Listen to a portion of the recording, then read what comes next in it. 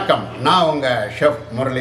Welcome to chef Madras Murali kitchen. இன்னைக்கு நீங்க பார்க்க போற டிஷ் வந்து என்ன அப்படின்னா, சுவையான ரோட்டு கடையில் செய்கிற மாதிரி உள்ள பானி பூரி. இந்த பானி பூரி எப்படி செய்யறது, இதுக்கு என்னென்ன தேவையான பொருட்கள் அப்படிங்கிறத பார்க்கலாமா? வாங்க வீடியோக்குள்ள போகலாம். முதல்ல பூரி செய்யணும். இந்த பூரி செய்யறதுக்கு உண்டான மெஷர்மெண்ட்டை நீங்கள் தெரிஞ்சுக்கணும். அதாவது என்னன்னா, ரவை, மைதா. எல்லாரும் என்ன பண்ணுவாங்க, பானிபூரி அப்படின்னா கோதுமை மாவில் ரவை போட்டாச்சு அப்படின்னா பானிபூரி வந்துடும் அப்படின்னு நினைப்பீங்க. அப்படி பண்ணீங்க அப்படின்னா கண்டிப்பாக சொல்கிறேன், பூரி வராது. என்னடா இது இப்படி எடுத்ததுமே இப்படி சொல்கிறேன்னு நினைக்காதீங்க. கோதுமை மாவில் பண்ணால் தானே பூரி வரும்னு கிடையவே கிடையாது. பானிபூரிக்கு வந்து மைதாவும் ரவையும் அதனுடைய ரேஷியோ வந்து பார்த்தீங்க அப்படின்னா, இப்போ நீங்கள் ஒரு கப்பில் எடுக்கிறீங்க, அல்லது ஒரு டம்ளரில் எடுக்கிறீங்க, அல்லது ஒரு கரண்டியில் எடுக்கிறீங்க அப்படின்னா 75% உங்களுக்கு வந்து ரவை இருக்கணும், 25% மைதா இருக்கணும். நீங்கள் ஒரு டம்ளர்லையோ அல்லது ஒரு கப்புலையோ எடுக்கிறீங்க அப்படின்னா, அந்த கப்பு சப்போஸ் 100 கிராம் உள்ள கப்பு, எனக்கு இன்னும் கிராம்லாம் தெரியாது சார் அப்படின்னீங்கன்னா, ஒரு டம்ளரில் 3/4 டம்ளர் அளவுக்கு ரவை, 1/4 டம்ளர் அளவுக்கு மைதா. இது ரெண்டும் தான் உங்களுக்கு ரேஷியோவே. வேறு எதுவுமே வேண்டாம். இதில் உப்பு வந்து லைட்டாக போட்டுக்கலாம், தப்பு கிடையாது. சர்க்கரை போடணுமா, பால் ஊற்றணுமா, வெந்நீர் ஊற்றணுமா, பழங்கள் போடணுமா, எதுவுமே பண்ணவே வேண்டாம். இதை மாவை நீங்கள் ரெடி பண்ணி, பேட்டராக நல்லா ரெடி பண்ணி, மாவு வந்து இன்னும் சொல்லப்போனால் குறிப்பாக என்னென்னா, இந்த மாவு வந்து நல்லா டைட்டாக இருக்கணும். அதாவது டைட்டானா எப்படின்னா, இப்போ நீங்கள் கையில் பிடிக்கிறீங்க அப்படின்னா அது வந்து கையில் வலிக்கிற மாதிரி இருக்கணும். அப்போ தான் இந்த ரவையும் மைதா மாவும் ஊறணும். எவ்வளோ நேரம் ஊறணும் அப்படின்னா, குறைஞ்சது 4 மணி நேரம் அளவுக்கு ஊறணும். இந்த 4 மணி நேரம் அளவுக்கு நீங்கள் எடுக்க போகிறது ஒரு டம்ளர் மாவாக இருந்தாலும் 3 மணி நேரத்துக்கு குறையாமல் ஊறினாதான் இந்த பானிபூரி நாம் எடுத்ததும் டக்கு டக்குன்னு உடைக்கிறதுக்கு வரும். நீங்கள் இதில் அவசரப்பட்டு பண்ணிட்டீங்க அப்படின்னா பூரி என்ன ஆகும் அப்படின்னா, ஃபஸ்ட்டு நீங்கள் ஆயிலேருந்து எடுக்கும்போது உடைகிற மாதிரி இருக்கும். ஆனால் கொஞ்சம் நேரம் கழித்து சவுக்குன்னு ஆன மாதிரி ஆகிடும். அதாவது சவுக்குன்னு என்னென்னா, இப்படி நீங்கள் அழுத்துனீங்க அப்படின்னா அந்த பூரி உள்ளே போகுமே தவிர டக்குன்னு உடையாது. சீன் வந்து ஒரு 2-3 சீன் நான் வந்து உங்களுக்கு காட்டுவேன். அதில் நான் வந்து இருக்கிறது வந்து ஒரு அப்பார்ட்மெண்ட்டில். ஸோ அந்த வீடியோ எடுக்கும்போது ஒரு சில பேர் பேசியிருப்பாங்க, ஒரு சில பேர் கத்தியிருப்பாங்க, ஒரு சில பேர் விளையாண்டுட்டு இருப்பாங்க. தயவு செஞ்சு அதெல்லாம் மென்ஷன் பண்ணிக்காமல் அந்த உடையிற சவுண்டை நீங்கள் கேட்டீங்க அப்படின்னா தெரியும் உங்களுக்கு. இந்த 3 மணி நேரமாக இருந்தாலும் இந்த 3 மணி நேரத்தில் குறைஞ்சது 4 தரம் நீங்கள் மாவை எடுத்து மாலிஷ் பண்ணணும். இந்த மாலிஷ் பண்ணுறதும் போது கையில் தண்ணி தொட்டுக்கலாமா, எண்ணெய் தொட்டுக்கலாமா அப்படின்லாம் நீங்கள் தயவு செஞ்சு கமெண்ட்ஸ் கேட்காதீங்க. வேறு எதுவுமே பண்ணவே வேண்டாம். நீங்கள் பிசைஞ்ச மாவை ஒரு துணி, ஈர துணியை வச்சு லைட்டாக புழிஞ்சிட்டு, சுத்தமாக இல்லாமல் லைட்டான ஈர துணியை எடுத்து பிசைஞ்சு மூடி வச்சுட்டு, ஒவ்வொரு அரை மணி நேரம், இந்த 3 மணி நேரம் அளவுக்கு பண்ணால் ஒரு 3 தரம் 4 தரம் நீங்கள் என்ன பண்ணுங்கள், அரை மணி நேரம் கழித்து நல்லா அதை மாலிஷ் பண்ணி வச்சுட்டு எடுத்து சின்ன சின்ன பூரியாக, நம்ம பூரி எப்படி தேய்ப்போம் அதே மாதிரி பதத்துக்கு தேய்ச்சி பண்ணிங்க அப்படின்னா சூப்பராக பானிபூரி ரோட்டு கடையில் விற்கிற மாதிரியே வரும். அதுக்கு அடுத்தது இந்த பானிபூரியில் நான் என்ன பண்ணியிருக்கேன் அப்படின்னா, பூந்தி, ஓமப்பொடி இதெல்லாம் நான் போட்டிருக்கேன். இது வந்து ஆப்ஷன் தான். இது வந்து ஒரு சில பேர் கட்டாமிட்டா சட்னி அப்படிங்கிறது பண்ணுவாங்க. கூடிய விரைவில் அந்த கட்டாமிட்டா சட்னியையும் நான் உங்களுக்கு செஞ்சு காட்டுறேன். இப்போ பானிபூரி செய்கிறத பார்ப்போமா? இந்த வீடியோ நான் எடுக்கும்போது என்னாச்சு அப்படின்னா, பானிபூரி மாவு நான் வந்து உங்களுக்கு சொன்னேன் இல்லையா, இந்த சொன்னதை நான் தண்ணி ஆட் பண்ணி மாவு பிசைகிற வீடியோ வந்து தயவு செஞ்சு டெலீட் ஆகிடுச்சு. அதனால் யாரும் தவறாக நினைக்கிறேன். நான் வந்து மாவை ரெடி பண்ணி தீர்த்துறது மட்டும்தான் உங்களுக்கு காமிச்சிருப்பேன். ரவை 75 கிராம், மைதா 25 கிராம், எண்ணெய் பொரிக்க தேவையான அளவு, மிளகாய்த்தூள் 2 டேபிள் ஸ்பூன், மல்லித்தூள் 1 tablespoon, chaat masala 1 tablespoon, ஜீரக பவுடர் 1 டேபிள் ஸ்பூன், புளி சிறிய எலுமிச்சம்பழ அளவு, காலா நமக் 1 டேபிள் ஸ்பூன், சால்ட் தேவையான அளவு, பூந்தி அலங்காரத்துக்கு தேவை என்றால், ஓமப்பொடி அலங்காரத்துக்கு தேவை என்றால், உருளைக்கிழங்கு பெரியதாக 2, இப்போ இந்த உருளைக்கிழங்கை நான் இந்த மாதிரி மசிச்சு வச்சுக்கிட்டேன், நீங்களும் மசிச்சு வச்சுக்கோங்க. வெங்காயம் 2, புதினா அரைக்கட்டு, கொத்தமல்லி சிறிதளவு, கொத்தமல்லி அரைக்கட்டு.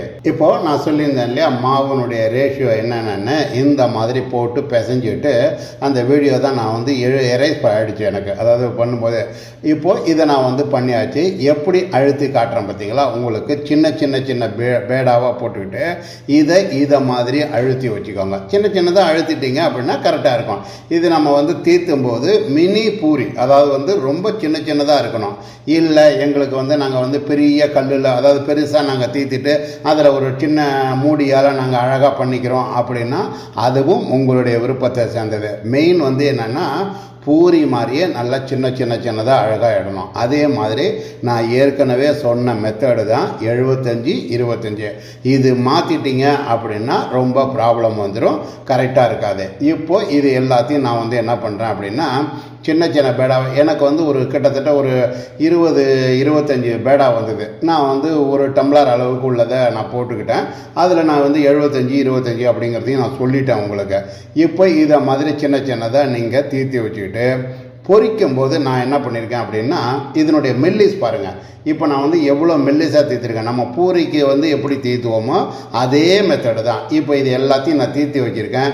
இந்த தீர்த்தினதுக்கு மேலேயே வந்து பார்த்தீங்க அப்படின்னா ரவை தெரியுது பார்த்தீங்களா, இந்த மாதிரி இருந்தால் மட்டும்தான் உங்களுக்கு பானிபூரி அப்படிங்கிறது எடுத்து உடைக்கும் போது கரெக்டாக இருக்கும். இப்போ நான் எடுத்து காட்டும் போதே பாருங்கள், மேலே வந்து பார்த்தீங்கன்னா பொரியாக இருக்குது பார்த்தீங்களா, இதுதான். இப்போ நம்ம பானிபூரியில் சாப்பிடும்போது மேலே பார்த்தோம்னாலும் பொரியாக இருக்கும். இதுதான் மெத்தடு. ஸோ இப்போ இது எல்லாத்தையும் தீர்த்திக்கிட்டேன். இதை தீர்த்தின பிறகு நான் என்ன பண்ணுறேன், கொஞ்சமாக தான் ஆயில் வச்சு, நான் வந்து நிறையா ஆயிலெலாம் வைக்கல, கொஞ்சமாக ஆயில் வச்சு ஒரு 2 பொரிச்சிக்கிறதுக்காக உங்களுக்கு காட்டணும். ப்ளஸ் வந்து நான் பொரிச்சிக்கணும் அப்படிங்கிறதுக்காக நான் என்ன பண்ணிட்டேன், பொரிச்சிக்கிட்டேன். இப்போ இதை வந்து நல்லா வந்து நீங்கள் வந்து மெயினாக வந்து என்னென்னா திருப்பி விட்டு நல்லா அந்த செவக்கிற கலர், ரொம்பவும் செவக்கக்கூடாது. ரொம்ப செவந்தது அப்படின்னா காந்தின மாதிரி வந்துருச்சு அப்படின்னா டேஸ்ட் நல்லா இருக்காது. அதே மாதிரி பொரிக்கும் போதே நீங்கள் வந்து இந்த மாதிரி திருப்பி விட்டு மேலே வந்து எண்ணெயை ஊற்றி விட்டிங்க அப்படின்னா கரெக்டாக இருக்கும். இப்போ நம்ம அந்த மேலே தெளிப்போம்னு சொல்லுவாங்க இல்லையா, அந்த மாதிரி தெளிக்கணும். தெளித்த பிறகு இப்போ பாருங்கள் கலர் வந்து எப்படி வந்திருக்கு பார்த்தீங்களா, இந்த கலரில் தான் எடுக்கணும். இதை மீறி நீங்கள் கலர் எடுத்துட்டீங்க அப்படின்னா காந்தின மாதிரி ஆகிடும். இப்போ நான் இதை எடுத்து உங்களுக்கு ஒரு ஸ்டெய்னரில் நான் போட்டுக்கிட்டேன். ஒரு சில பேர் இதை என்ன பண்ணுவாங்க, எடுத்து டிஷ்யூ பேப்பரில் போட்டால் தான் அந்த வந்து கிறிஸ்மஸ் வரும், அதெல்லாம் கிடையாது. இப்போ நான் இதை எடுத்து காட்டியிருக்கேன் உங்களுக்கு. இப்போ இதை ஃபுல்லாத்தையும் பொரிச்சிட்டு உடைக்கிறதையும் நான் உங்களுக்கு காட்டுறேன். உடைக்கும் போதே உங்களுக்கு தெரியும் அதனுடைய சவுண்டு எப்படி வந்திருக்கு அப்படிங்கிறத. மறுபடியும் பூரி போடுறேன் பாருங்கள், எப்படி உப்புது பாருங்கள் போட்டதுமே. இதுதான் மெத்தடு, வேறு எதுவுமே கிடையாது.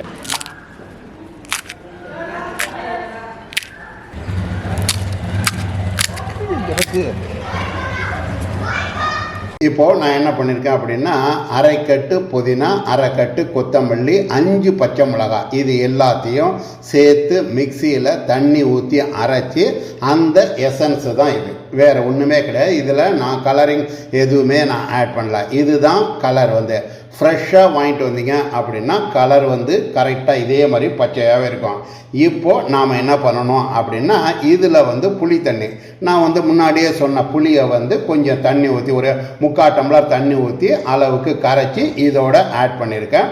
கலர் அப்படிங்கிறது நாம் வந்து இதுக்கு ஆட் பண்ணவே வேண்டாம். புதினா கொத்தமல்லி ஃப்ரெஷ்ஷாக இருந்தது அப்படின்னா தான் நாம் எதிர்பார்க்கக்கூடிய இந்த க்ரீன் கலர் அப்படிங்கிறது வரும். இப்போது நாம் இதெல்லாம் அரைச்சி தண்ணியெலாம் ஆட் பண்ண பிறகு சால்ட்டு நீங்கள் ஆட் பண்ணுங்கள். சால்ட்டு வந்து 2-3 தரமாக ஆட் பண்ணுவோம், பார்த்து நீங்கள் சால்ட் ஆட் பண்ணுவோம். ஏன்னா உருளைக்கிழங்கு பூரி பொரிக்கும் போது இவ்வளோ விஷயங்கள் இருக்குது, அதனால் நீங்கள் பார்த்து ஆட் பண்ணுங்கள். சால்ட்டு போட்ட பிறகு காளா நமக் அப்படிங்கிறது கண்டிப்பாக வேணும்.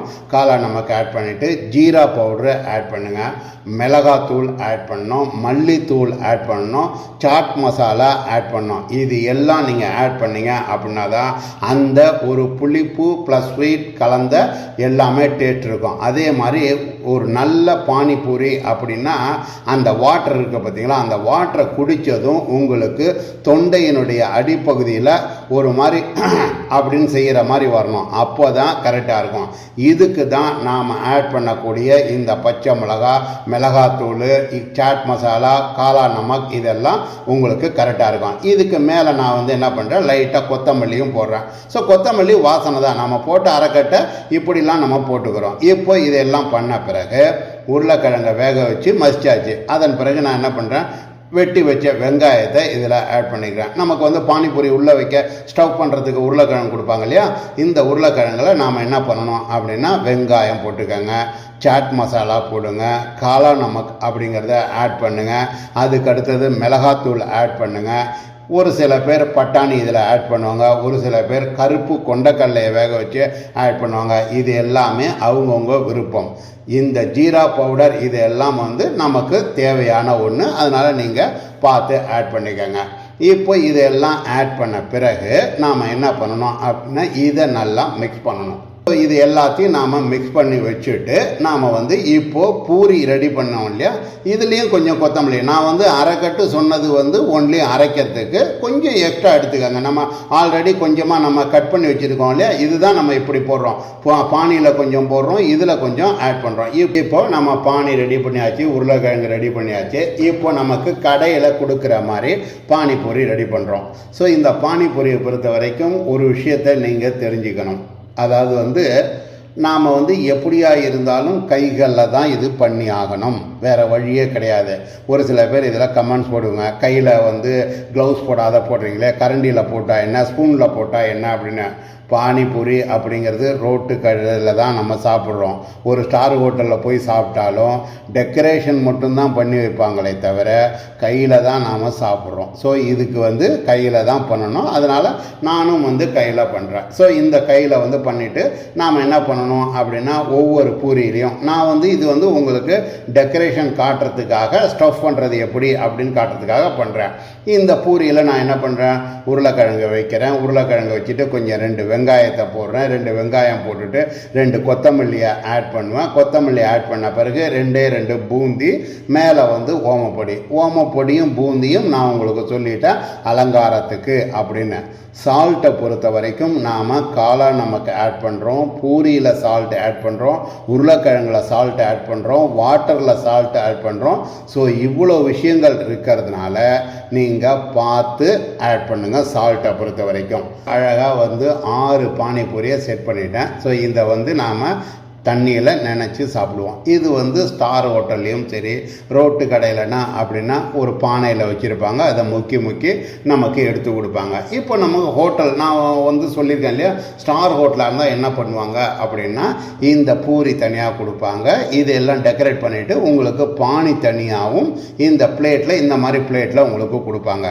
ஸோ இது வந்து மெத்தடு இதுதான். ஸோ பானிபூரியை டெக்கரேஷன் பண்ணுறது, சாப்பிட்றது, இது எல்லாமே அவங்கவுங்களுடைய சௌரியத்துக்கு தகுந்த மாதிரி தான். சுவையான பானிபூரி, பானி செஞ்சு பூரி எப்படி செய்யறது அப்படிங்கிறத தெளிவாக உங்களுக்கு சொல்லி கொடுத்துருக்கேன். இதை மாதிரி செஞ்சு பார்த்தீங்க அப்படின்னா உங்களுக்கு சூப்பராக நம்ம வீட்லேயும் பானிபூரி செய்யலாம். ஆனால் இது எல்லாத்துக்கும் மேலே பானிபூரி செய்யறதுக்கு ரொம்ப பொறுமை அவசியம். ஏன்னா பானிபூரியில் பானி யார் வேணாலும் ரெடி பண்ணிடலாம், பூரி ரெடி பண்ணுறது ப்ளஸ் அந்த கிரிப்ஸ்னஸ் அப்படிங்கிறது நமக்கு வரவே வராது. அதுக்காக தான் இவ்வளோ பொறுமையாக இந்த ரகசியத்தையும் உங்களுக்கு சொல்லி கொடுத்துருக்கேன். செஃப் மெட்ராஸ் முரளி கிச்சனில் செஞ்ச இந்த டிஷ்ஷை உங்கள் வீட்டில் செஞ்சு பாருங்கள். செஞ்சு பார்த்து உங்களுடைய ஃபீட்பேக்கை கீழே இருக்க கமெண்ட் பாக்ஸில் பதிவு பண்ணுங்கள். இந்த வீடியோ பிடிச்சிருந்தது அப்படின்னா லைக் பண்ணுங்கள், ஷேர் பண்ணுங்கள், மறக்காமல் நம்ம சேனலை சப்ஸ்கிரைப் பண்ணுங்கள். இது மாதிரி சூப்பரான வேறு ஒரு டிஷ்ஷில் வேறு எபிசோடில் உங்களை சந்திக்கிறேன். அதுவரை உங்களிடமிருந்து விடைபெறுவது உங்கள் ஷெஃப் முரளிதரன். நன்றி, வணக்கம்.